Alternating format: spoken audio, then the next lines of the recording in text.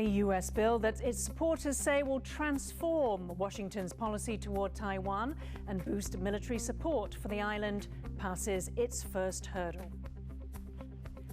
President Tsai Ing-wen throws her political weight behind candidates in the Southwest as local election races heat up. We're in eastern Taiwan, where farmers are leaving their pomelos to drop to the ground and rot. And hundreds descend on Britain's de facto embassy in Taipei to sign a condolence book for Queen Elizabeth.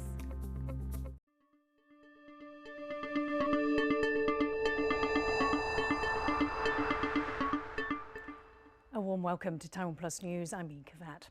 The Taiwan Policy Act, which its sponsors say could transform US policy toward Taiwan, has passed a vote in the US Foreign Relations Committee. The bill still needs approval in the US Senate and House of Representatives before it is sent to the President to be signed into law. Critics say it could stoke already tense relations between Beijing and Washington. James Chater reports. The US Senate Foreign Relations Committee has voted by 17-5 to press ahead with the Taiwan Policy Act. Its architects say this bill will radically restructure the US's Taiwan policy, despite concerns it could strain already sour sentiment between the US and China. If passed in its current form, the Taiwan Policy Act would provide Taiwan $4.5 billion in security assistance over the next 4 years.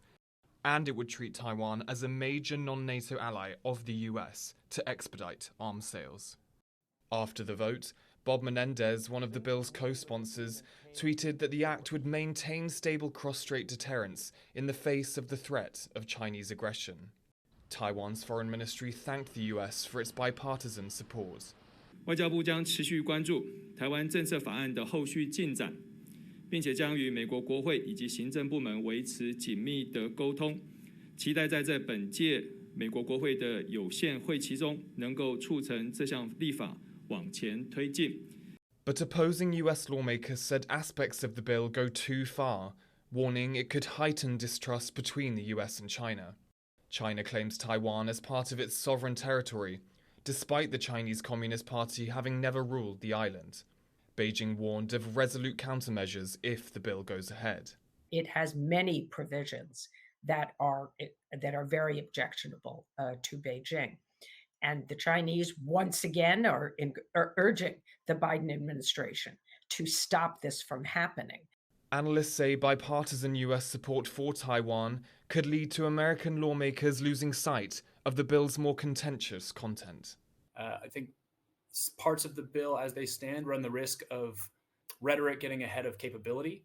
It will be potentially inflammatory with regard to cross-strait relations if the rhetoric outpaces capability. The Taiwan Policy Act still needs approval from the American Senate and House of Representatives before becoming US policy, and it could be watered down in the process.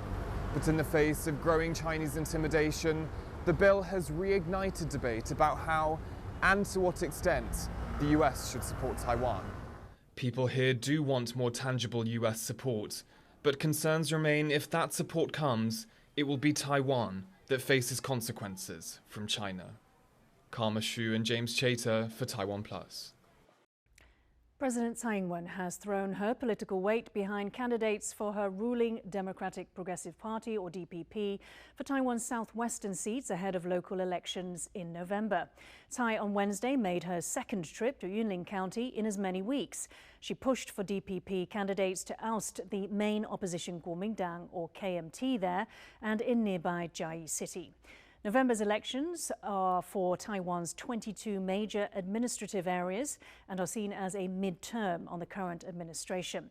The KMT did well in the last set of local elections in 2018, and ousting KMT incumbents would be a boost for the DPP ahead of the presidential and legislative elections in 2024.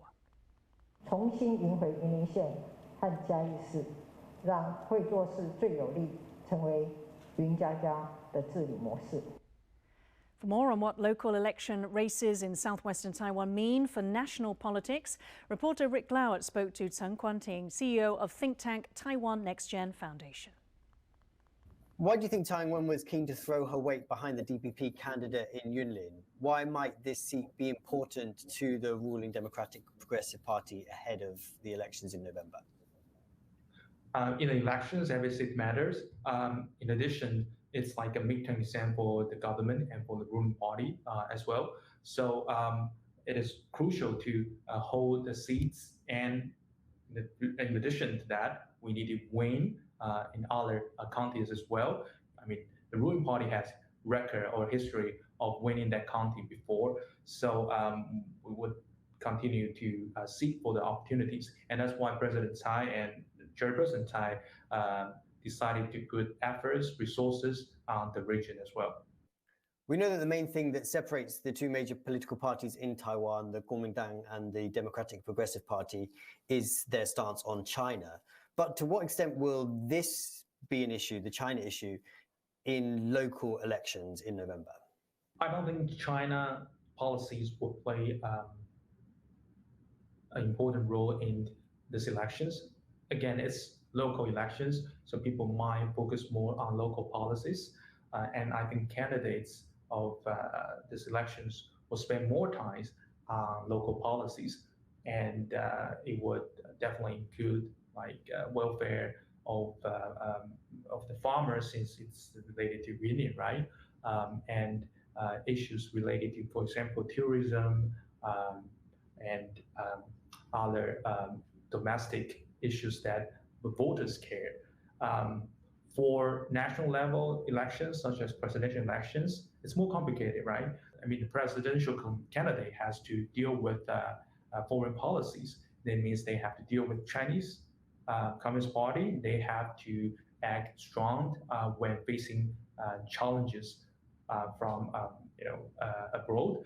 How does the race in a place like Yunlin in a rural county compare to the race in, say, Taipei, the capital? I think Taipei plays the most important part in these local elections. So usually we consider local elections as something related to local policies, agricultural policies, industrial policies, policy related to tourism, etc., etc. But again, this is Taipei. This is the capital city of Taiwan. All the media exposure is concentrated in Taipei. The Taipei City Hall has the most budget compared to any other counties or any other cities in Taiwan. So I think we should put more attention on the Taipei city elections, because it will not only reflect the local policies, it somehow also reflect the possibilities of the important political figures to enter the next level elections in the future. A Taiwanese university has defended one of its graduates who is standing for local office after he was accused of plagiarizing his master's thesis. Zhonghua University in Hsinchu, northern Taiwan, says tests by 2 plagiarism detection systems show that the Hsinchu mayor candidate Lin Gengren's thesis meets the university's standards. Lin, who is representing the main opposition Kuomintang, was accused of cribbing his thesis by the ruling Democratic Progressive Party, or DPP, earlier this month. It was the latest in a slew of plagiarism allegations made against candidates ahead of Taiwan's local elections in November. In neighbouring Taoyuan, the DPP candidate was forced to withdraw after both his master's degrees were revoked for plagiarism on his theses. Despite the initial findings, Zhonghua University says it will conduct a more thorough investigation and release the results within the next month. The U.S. Defense Secretary Lloyd Austin has called China's recent military drills in the Taiwan Strait provocative and destabilizing.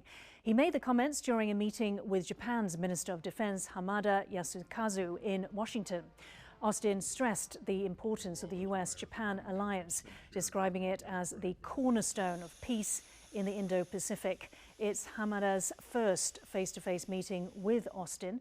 He will raise concerns over military exercises being held on Russian-held islands claimed by Japan and shooting drills by Russian and Chinese warships off Japan's northern coast. North Korea has unveiled new propaganda posters, including some featuring nuclear weapons. 경리하는 김정은 동지께서 역사적인 시정연설에서 제시하신 강령적 과업 관철회로 전체 일꾼들과 당원들과 근로자들을 힘있게 불러일으키는 선전화들이 새로 창작됐습니다. Kim laid out the country's new nuclear policy last week, including North Korea's right to preemptively use nuclear strikes to defend itself. He also announced new laws that ban disarmament talks. It's the first time nuclear weapons have featured on the country's propaganda posters since it last conducted a nuclear test in 2017. China's President Xi Jinping is on a tour of East Asia that will include a meeting with Russia's Vladimir Putin. It's Xi's first foreign trip since the beginning of the COVID pandemic and comes as the Chinese leader seeks to reassert Beijing's influence in the region. Jaime Ocon reports.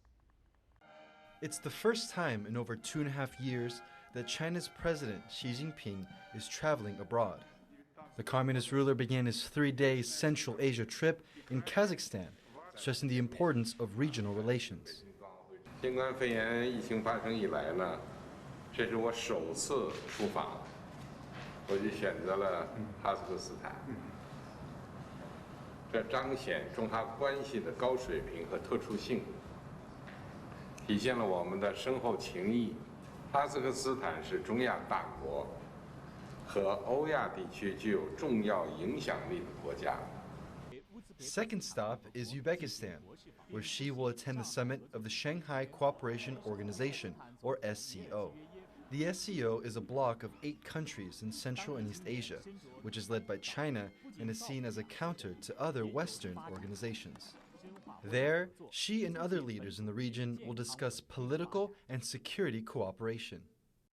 So Central Asia sees this visit as an opportunity to expand its relations with China and to create new ties that will allow them to diversify their ties and drift away from toxic partner, which is Russia. On the sidelines of the summit, Xi is also set to meet with Russia's President Vladimir Putin, where they are expected to discuss the war in Ukraine. Since Russia's invasion of Ukraine, many Western countries have issued several waves of political and economic sanctions against Moscow in response. One way that Russia has tried to lessen the effects from sanctions is by relying more on China for economic cooperation. Это война, которая сильно ослабляет переговорную позицию России. И здесь, конечно же, для Владимира Путина важна общая динамика в российско-китайских отношениях. То, что Китай не присоединяется к санкциям, хотя соблюдает меры экспортного контроля и так далее. Китай не объявляет свои санкции, Китай продолжает закупать российский нефть и газ ускоренными темпами, и, в общем, реориентация вынужденной экономики на Азиатско-Тихоокеанский регион и, прежде всего, на Китай продолжается. И здесь без партнерства с Китаем и обсуждением каких-то конкретных условий Си Цзиньпином сделать ничего будет невозможно. The Chinese president's trip comes just weeks ahead of China's National Congress meeting, where Xi is looking to secure an unprecedented third term. As Russia and Central Asian countries continue to deepen ties with Beijing, Xi is hoping to use his first foreign trip since the pandemic to further cement his case as a leader in the region. Damon Lin and Jaime Ocon for TaiwanPlus. Selling pomelo after the Mid-Autumn Festival has always been an issue for Taiwan farmers. With China's import ban on the fruit following US House Speaker Nancy Pelosi's visit last month, farmers are facing even greater challenges, particularly in eastern Taiwan's Ruisui Township. Yujing Huang has more. These pomelos are ready for picking, but instead, they'll stay on the tree until they are ripe enough to drop and become fertilizer. The owner of these trees said she decided to just pick half of the fruit at her farm. 你说像1斤6块钱或是7块钱，包含我们要发的工资，像例如今天来讲，我今天工资大概就要花6万块，6万块的工资了，那我要采多少的7块钱，才有6万块？对，其实是根本不划算啊。Farmer Lee is not the only one who made that call. Last year, this township of Ruisui in eastern Taiwan accounted for more than half of all pomelo exports from Taiwan to China. But China recently banned all citrus fruits imports from Taiwan, right after the visit of U.S. House Speaker Nancy Pelosi in August. The high-ranking U.S. official's visit to Taipei is perceived as encouragement of Taiwan's independence, which goes against Beijing's One China policy.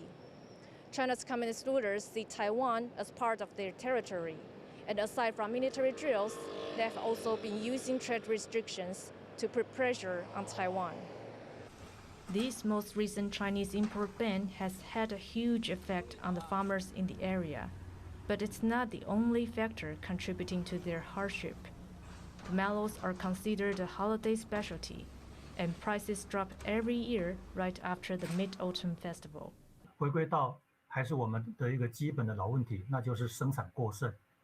特别是文旦，它是一个多年期的果树，甚至于这个果树越老越多汁香甜，所以在这样一个情况之下，其实很难短期间去减少它的种植面积跟它的产量。Over the past few years, the government has poured in funds to develop pomelo products. The most recent effort, Taiwan universities established a pomelo product research center in early September, designing equipment to cut manpower and making new products to attract customers. 工会预计是要收购有400公吨的这个大果文旦来做精油哈。那目前为止已经收购了307公吨，整个全国这个加工的这些数量上，到目前已登记有1605公吨的。那实际加工的部分已经有达到895公吨了。我想这个部分我们会因为后续这个柚子还有一些产量哈，所以后续的部分加工厂也会进场陆续来做采收，来这个收购。But the effect of that strategy could be limited. Last year, almost 1,000 tons of pomelos were used to make related products, but that only accounted for 1.4% of national pomelo production. Not only that, the offered price is often too low to even cover farmers' costs. Some experts believe it will take a much more creative approach to handle the overproduction problem. 那我们应该也是要改变过去一种果实实体直接送礼的方式，而是改为用类似电子票券、电子礼券的一个方式来去做一些质证，甚至于转售。那再加上我们的业者，他有很多的一些诱因来吸引我们消费者到产地来去品尝或者领取。我觉得在这里就可以进一步的把整个一些很多的行销的策略，把它更灵活的一些运用。With the China market close to them, farmers in Red Sea are indeed having a difficult time. But the ban didn't create the problem. It just amplified an old issue that crops up every year after Mid-Autumn Festival. Although the government is trying new approaches, it takes time to transform supply and demand patterns. While seeing some positives in the long-term development, farmers here also hope for an immediate solution that can help them cover the costs. Patrick Chen, Ryan Hoko-Patrick, and Eugene Huang for TaiwanPlus. Doctors in Taiwan say they may have solved the mystery of why some children infected with COVID have gone on to develop encephalitis, swelling of the brain. However, as John Van Trieste reports, more work is needed to confirm their theory. Doctors at Tri-Service General Hospital are trying to figure out why a string of children with COVID have had their brains swell, in some cases fatally. Now they may have made a breakthrough, solving a mystery that's lingered since May. 6 of these encephalitis patients were infected with the same subvariant. 只有这个引发儿童脑炎那一段时期，所有的病毒株都是同样的一株 BA.2.3.7。 The doctors theorize this subvariant has a bigger effect on the immune system. They believe it can set off an overreaction by the immune system that can then lead to encephalitis. But doctors say more work needs to be done to confirm their theory. 所以跟他的一个导致脑炎或者是产生比较严重的症状，可能是有关。我不敢讲说绝对，这还要做进一步的科学的验证。 Confirmation of the theory would give doctors a way to predict which young COVID patients are at risk of encephalitis and prepare to treat them ahead of time. Alex Chen and John Van Trieste for TaiwanPlus. The head of the WHO says the end of the COVID pandemic is in sight. Global deaths from the virus hit a low last week, not seen since March 2020, right at the start of the pandemic. Despite the good news, Tedros Adhanom Ghebreyesus urged the world not to let down its guard. A marathon runner does not stop when the finish line comes into view. She runs harder with all the energy she has left. So must we. We can see the finish line. We are in a winning position, but now is the worst time to stop running. Now is the time to run harder and make sure we cross the line and reap the rewards of all our hard work. Taiwan has announced new rules for tour groups for when COVID travel restrictions are eased. Tour members will need to have received 3 vaccine doses and must always stay with the group. They are also encouraged to buy travel insurance. For now, though, group tours remain suspended and won't start until the government eases border restrictions. When that happens, tour operators may struggle to find staff. 因为其实已经2年多没有跨境旅游，所以这部分的人力可能目前没有在我们的产业里面。在导游协会跟领队协会这边，我们都有保持联系。所以未来如果有一些旅行业跟导游领队需要媒合的部分，这2个协会也都愿意来帮忙。 China is bracing for possible disaster as Typhoon Muifa makes landfall. Muifa is the 4th typhoon to hit the country this year, but is the first to get the highest level red warning from China's Central Meteorological Observatory. It's the strongest typhoon to hit the country in a decade, and over 1 million people have been evacuated ahead of its arrival. Muifa is heading toward the greater Shanghai area, with the city already suspending most port operations.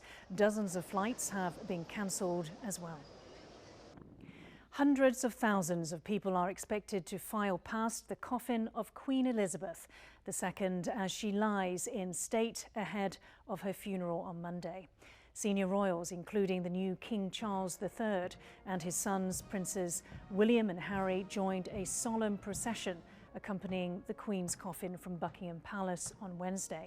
The coffin was taken by horse-drawn gun carriage to the UK Parliament. It's the latest in a series of ceremonies as the country mourns the Queen. She died last week at age 96 after 70 years on the throne. People in Taiwan have been paying their respects at the UK's de facto embassy in Taipei. The British office, Taipei, has a book of condolence for Queen Elizabeth II, which is open until Friday. Louise Watt is there. Behind me is the queue to go up to the British office Taipei, where there is a book of condolence for Queen Elizabeth II, who died last week after 70 years as the British monarch. Now, since the book opened on Tuesday, hundreds of Taiwanese, Brits and Hong Kongers have been coming here to pay their respects. Many of the people going up to the office on Thursday were Hong Kongers. 因为这是对女王最后的敬意，这样子，就是因为香港以前是英国的殖民地嘛，我们小时候都是看着它的长大，有很多它的好像硬币啊，很多地方都有它的东西出现，这样子，觉得它真的蛮管理的很好的，对人们很好的，所以想今天来跟他说一声再见，这样子。We just want to give thanks to the lady that brings so much good old days to Hong Kong people. But there was also a supermarket worker who had travelled almost 400 kilometers from Pingdong County in Taiwan's south. 其实我以前是有一个梦想，是想要去英国看看女王，但是现在没有机会，所以现在想说，趁最后一次好好道别这样子。Britain, like many countries, doesn't have official relations with Taipei. And because of that, Taiwan hasn't had an official invitation to the funeral on Monday. But on Thursday, Taiwan announced its Foreign Minister Joseph Wu had come to sign the book. On Wednesday, visiting time was supposed to end at 4 p.m, but there were still lots of people, so it went on for a further hour and a half.